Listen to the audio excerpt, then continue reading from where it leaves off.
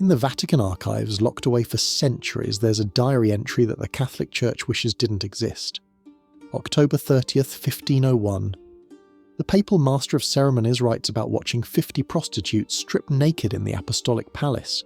He describes candelabras placed on the floor, chestnuts scattered everywhere, the women crawling on hands and knees to collect them while cardinals watched. Then something worse, a sexual endurance contest, with the Pope himself awarding prizes for whoever could perform the most. This wasn't written by enemies of the Church. This was recorded by Johann Burchard, the Pope's own master of ceremonies, a man whose job was to document Vatican events. And what he documented that night has haunted the Catholic Church for 500 years. But here's what makes this story even more disturbing. This wasn't even the worst thing this Pope did. The orgies were just the tip of the iceberg. This was a man who acknowledged 9 illegitimate children while wearing the papal crown, who lived openly with a 20-year-old mistress in the sacred halls where he said Mass, who had his own son-in-law strangled in his bed, who literally bought the papacy with cartloads of silver, turning the throne of St. Peter into something unrecognizable. For over a decade, from 1492 to 1503, one man transformed the holiest office in Christianity into his personal kingdom of flesh and corruption. And the Catholic Church has been trying to make you forget his name ever since. That man was Rodrigo Borgia, Pope Alexander VI. And what I'm about to show you isn't anti-Catholic propaganda, it's documented history from the Church's own records. Let me take you inside the most depraved papacy in history. Rodrigo Borgia didn't start as a monster. Born in 1431 near Valencia, Spain, he was groomed from childhood for a church career. But here's where the corruption begins. His uncle, Cardinal Alonso de Borja, became Pope Calixtus III in 1455, and what's the first thing Uncle Pope does? He makes 25-year-old Rodrigo a cardinal, not because of holiness or theological brilliance, but because of blood. By age 26, Rodrigo held one of the most powerful positions in the Vatican, Vice-Chancellor, essentially the Pope's chief operating officer. For the next 35 years, while popes came and went, Rodrigo Borgia accumulated wealth, connections, and secrets. But Rodrigo had a problem: women. Contemporary accounts describe him as devastatingly handsome, with what one observer called a magnetism that drew women more powerfully than iron is drawn to a magnet. Even as a young cardinal, his sexual exploits raised eyebrows. In 1460, Pope Pius II had to write him a scathing letter. Rodrigo had hosted a party in Siena where, according to the Pope's informants, there were immodest dances and numerous women present with husbands locked outside. Pius wrote that Rodrigo behaved as though you were one of the most vulgar young men. The Pope warned that such behaviour gives a pretext to those who accuse us of using our office for orgies. Think about that for a moment. A Pope had to tell his cardinal to stop throwing sex parties because it was making the church look bad. And what did Rodrigo do? He kept the parties quieter, but he didn't stop. By the 1470s, he'd settled into a long-term relationship with Vanozza de Catane, an Italian noblewoman. She wasn't his wife.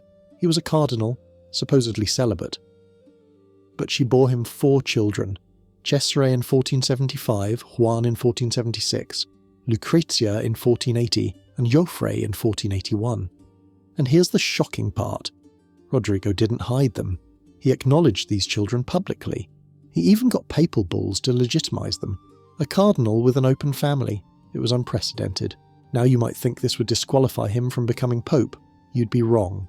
Because when Pope Innocent VIII died in July 1492, Rodrigo Borgia had something more powerful than piety. He had money, lots of it, and he was willing to use every ducat to buy the papal throne. The conclave of 1492 became the most corrupt papal election in history. Rodrigo didn't just bribe a few cardinals, he bought them wholesale. To Cardinal Ascanio Sforza, he sent 4 mule loads of silver. Not metaphorically, actual mules carrying actual silver through the streets of Rome to Sforza's palace. In exchange, Sforza would deliver his faction's votes and become the new vice-chancellor, with an income of 10,000 ducats a year. To the Orsini family cardinals, he promised estates and castles. To Cardinal Pallavicini, the fortress of Civita Castellana. Every vote had a price, and Rodrigo paid it. When Cardinal Giovanni de' Medici realised what was happening, he warned, "Now we're in the power of a wolf, the most rapacious that this world has ever seen." and if we do not flee, he will inevitably devour us all. But it was too late. On August 11th, 1492, Rodrigo Borgia became Pope Alexander VI. He'd literally purchased the throne of St. Peter. The reaction in Rome was mixed. Common people celebrated. They were tired of the weak and corrupt Innocent VIII, but those who understood what had just happened were horrified. The reformist preacher Girolamo Savonarola immediately declared the election invalid, calling Alexander a broken tool chosen through simony. Within years, Savonarola would burn at the stake for his opposition. That's what happened to those who challenged the Borgia Pope, but Alexander's first acts as Pope revealed his true priorities. Within weeks, he made his teenage son Cesare a cardinal. Canon law prohibited this. Cardinals were supposed to be legitimate, celibate, and qualified. Cesare was none of these things. He was 18, illegitimate, and more interested in warfare than theology. But he was a Borgia, and that's all that mattered. Over the next few years, Alexander would appoint at least 10 of his relatives as cardinals. He created 19 new Spanish cardinals total, flooding the College of Cardinals with his countrymen and kinsmen. This sacred institution that elected popes had become a Borgia family business. The nepotism was shameless. His son Juan became Duke of Gandia and commander of the papal armies. His son Joffre, at 13 years old, married a princess of Naples and became Prince of Squillace. His daughter Lucrezia. We'll get to her marriages in a moment, because each one was a scandal in itself. Even distant cousins and the relatives of his mistresses got positions. Alessandro Farnese, the brother of his current mistress, became a cardinal. That same Alessandro would later become Pope Paul III, meaning the Borgia corruption infected the papacy for generations. But let's talk about those mistresses, because this is where Pope Alexander VI crossed every conceivable line of decency. After becoming Pope, a 60-year-old man with the highest spiritual office in Christendom, Alexander took a new lover, Giulia Farnese. She was 20 years old, stunningly beautiful and married. The Romans called her Giulia la Bella, Giulia the Beautiful. But here's the truly shocking part. She didn't just visit the Pope secretly. She lived in the Vatican, in the papal apartments, the Pope's teenage mistress residing in the Holy of Holies. How did Alexander manage this? He bought off Giulia's husband, Orsino Orsini, gave him castles, estates, lucrative positions, essentially paying the man to let the Pope sleep with his wife. Contemporary ambassadors wrote dispatches about seeing Giulia at papal ceremonies sitting near the Pope's throne. In 1494, she gave birth to a daughter, Laura. The official father was listed as unknown, but everyone knew. The Pope had fathered a child while in office, with his mistress living openly in the Vatican. The Roman diarist Stefano in Fissura wrote, "There is no longer any crime or shameful act that does not take place in the home of the pontiff. Even in Renaissance Rome, where corruption was commonplace, people were appalled. But Alexander didn't care. He was beyond shame." Now remember those 4 children with Vannozza dei Catane? As Pope, Alexander didn't distance himself from them. He brought them into the centre of his world. Cesare and Lucrezia became his primary political instruments. And this is where the sexual scandals become entangled with political murder. Because the Borgias didn't just break moral laws, they eliminated anyone who stood in their way. Let me tell you about Lucrezia's marriages, because they reveal the depths of Alexander's depravity. Her first marriage in 1493 was to Giovanni Sforza, connecting the Borgias to the powerful Sforza family of Milan. Lucrezia was 13, but by 1497 the political winds had shifted. The Sforza alliance was no longer useful, so Alexander annulled the marriage. The grounds? He claimed Giovanni Sforza was impotent and the marriage was never consummated. Giovanni Sforza, humiliated and furious, made a shocking accusation. He said the Pope wanted the marriage annulled not for political reasons, but because Alexander wanted his daughter for himself. That the Pope was committing incest with Lucrezia. He also claimed Cesare was sleeping with his sister. Now, historians today generally believe these were vengeful lies from a humiliated man. But the fact that such accusations were immediately believed by many tells you how low the Pope's reputation had already sunk. During the annulment proceedings, something curious happened. Lucrezia was sent to a convent supposedly to pray, but rumours spread that she was pregnant. In early 1498, a baby boy appeared in the Borgia household. The Romans called him the Infans Romanus, the Roman infant. And here's where it gets truly bizarre. Alexander issued 2 papal bulls about this child's parentage. The first, public bull stated the boy was Cesare's illegitimate son, but a second, secret bull issued the same day claimed the child was Alexander's own son. Why two different stories? Some historians believe the child was indeed Lucrezia's, fathered by a young lover named Pedro Calderon. Calderon was found dead in the Tiber River shortly after, almost certainly murdered on Cesare's orders. The double bulls were Alexander's way of legitimizing the child while maintaining some deniability about its true parentage. Lucrezia's second marriage was to Alfonso of Aragon, Duke of Bisceglie, in 1498. This allied the Borgias with Naples. Alfonso was handsome, young, and by all accounts, Lucrezia actually loved him. They had a son together, but love meant nothing in the Borgia world. By 1500, Alexander and Cesare had shifted their alliance from Naples to France. Alfonso became inconvenient. On July 15, 1500, Alfonso was attacked on the steps of St. Peter's. He survived the stabbing, recuperating in the Vatican itself. But on August 18th, while recovering, he was strangled in his bed. Cesare Borgia later boasted that he had ordered the murder. The Pope's son murdered the Pope's son-in-law in the Vatican itself, and Alexander, he told Lucrezia to stop crying and arranged her third marriage. This pattern, marriage, murder, remarriage, was the Borgia way. But the sexual scandals went far beyond political marriages. Let's talk about what happened on October 30th, 1501, the Banquet of Chestnuts. This isn't rumour or propaganda. This comes from the diary of Johann Burchard, the Pope's Master of Ceremonies, a typically staid and reliable observer. According to Burchard, Pope Alexander VI hosted a dinner in the papal palace. Present were Cesare Borgia, Lucrezia, and various cardinals and nobles.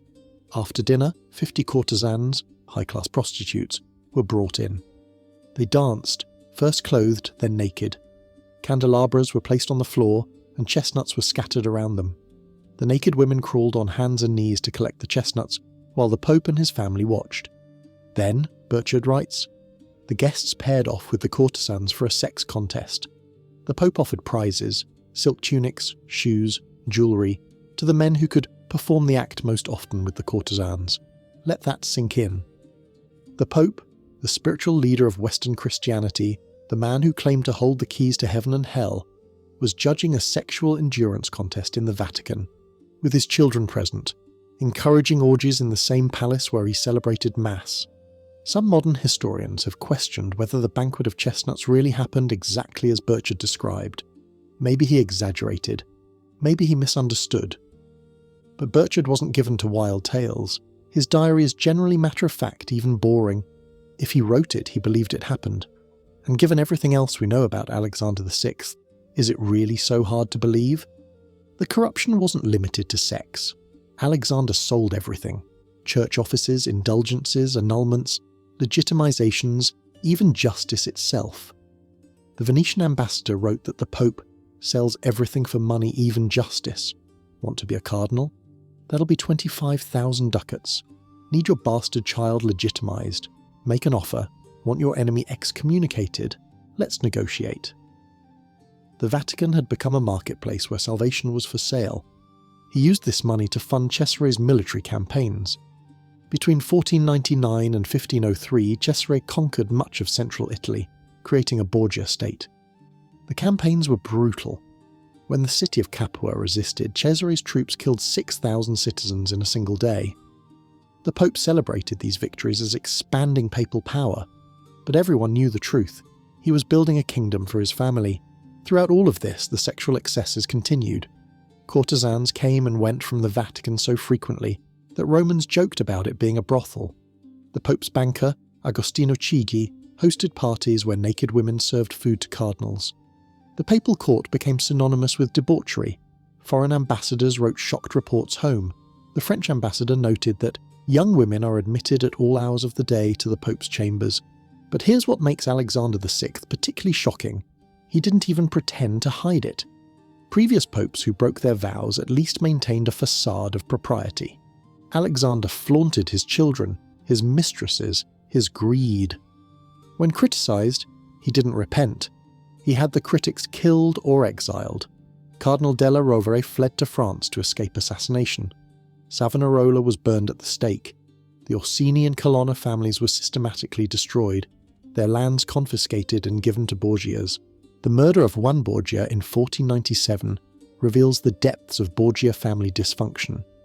One was Alexander's favourite son, Duke of Gandia, young and handsome. On June 14th, he disappeared after leaving a party. His body was found in the Tiber River, stabbed 9 times. Alexander was devastated, weeping for days, briefly even considering reform. But who killed Juan? Many suspected Cesare, his own brother, motivated by jealousy and ambition. The Pope seems to have suspected this too, but did nothing. Within a year, Cesare had left the cardinalate and taken Juan's place as the family's military leader. Fratricide was just another political tool in the Borgia arsenal. By 1503, the Borgias seemed unstoppable. Alexander was 72 but still vigorous, still scheming. Cesare controlled much of central Italy. Lucrezia was married into the powerful Este family of Ferrara. The papacy had been transformed into a hereditary monarchy, with plans for Cesare to eventually succeed his father. Then, suddenly it ended. In August 1503, both Alexander and Cesare fell violently ill after dining at a villa outside Rome. For days, the Pope suffered from fever and vomiting. On August 18th, 1503, Pope Alexander VI died. Immediately, rumours spread that the Borgias had been poisoned by their own poison, that they'd accidentally drunk wine intended for their host, Cardinal Adriano Castellesi. It was poetic justice. The poisoners poisoned. Modern historians believe Alexander probably died of malaria, which was common in the Roman summer. But the poison story was instantly believed because it fit perfectly with the Borgia reputation. These were people who used poison so frequently that everyone assumed they'd eventually poison themselves. Alexander's death brought immediate chaos. Cesare, still ill, couldn't hold his conquests. The new pope, Julius II, was Alexander's enemy and systematically destroyed Borgia power. Within months, everything Alexander had built collapsed. Cesare died in exile in 1507, killed in a minor skirmish in Spain. Lucrezia, surprisingly, reformed herself, becoming a respected duchess in Ferrara, patron of the arts, dying peacefully in 1519. She spent her later years trying to live down her family name. The contrast between Alexander's death and a normal papal death was stark.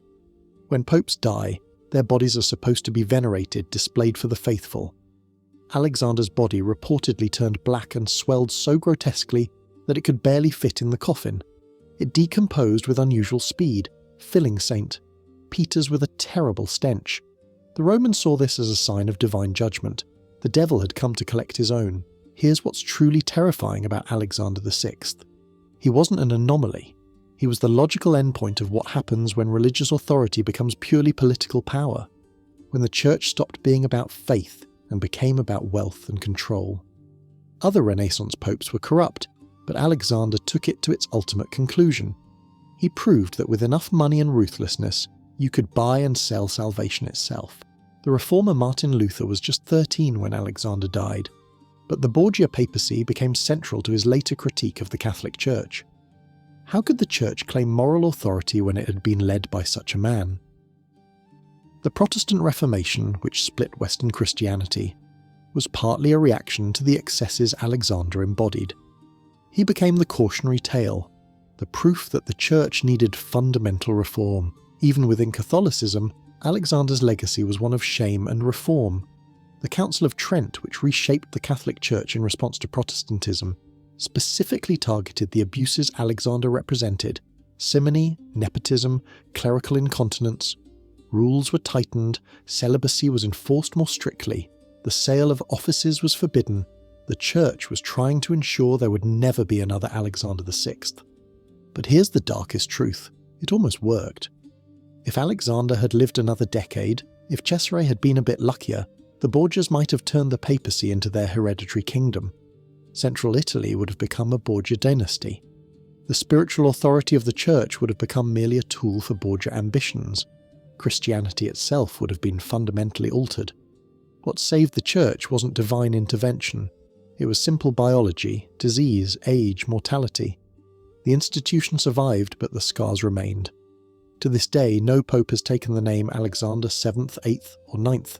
The name is too tainted. When people say Borgia, They don't think of theological contributions or charitable works. They think of poison, incest, and murder. In the Vatican today, you can still visit the Borgia apartments, where Alexander lived and ruled. The beautiful frescoes painted by Pinturicchio remain, showing mythological and biblical scenes. But for centuries after Alexander's death, these rooms were sealed. Later popes couldn't bear to use spaces so associated with corruption. Julius II refused to live where Alexander had lived, commissioning new apartments, the ones decorated by Raphael that tourists visit today. It was easier to build new rooms than to cleanse the old ones of their memories. The Catholic Church's official position on Alexander VI is telling. They don't deny the corruption, the mistresses, the nepotism. The Catholic Encyclopedia admits he sadly neglected the spiritual interests of the Church. That's Vatican speak for he was a complete disaster. Unlike other controversial popes who've been somewhat rehabilitated by history, Alexander remains condemned. He's the pope the Church wishes it could forget. What makes Alexander VI particularly relevant today is how he achieved and maintained power. He understood that institutions are only as strong as the people who run them, that with enough money and blackmail, any system can be corrupted, that people will accept almost anything if it's normalised slowly enough. First, a cardinal has mistresses, shocking but not unprecedented. Then he has children, unusual but tolerable. Then he becomes pope and brings his children to court, concerning, but what can you do? Then, orgies in the Vatican. By that point, people were too compromised or frightened to object. This is how corruption works, not all at once but step by step, each transgression making the next seem less shocking. Alexander VI didn't start by hosting orgies in the papal palace. He worked up to it over decades, gradually expanding what was possible, what was acceptable. By the time he was judging sex contests in the Vatican, the institution was so corrupted that no one could stop him. The story of Alexander VI forces us to confront uncomfortable questions about power and human nature. If the Pope, surrounded by religious imagery, constant prayer, and theological study, could become so corrupt, what does that say about the rest of us?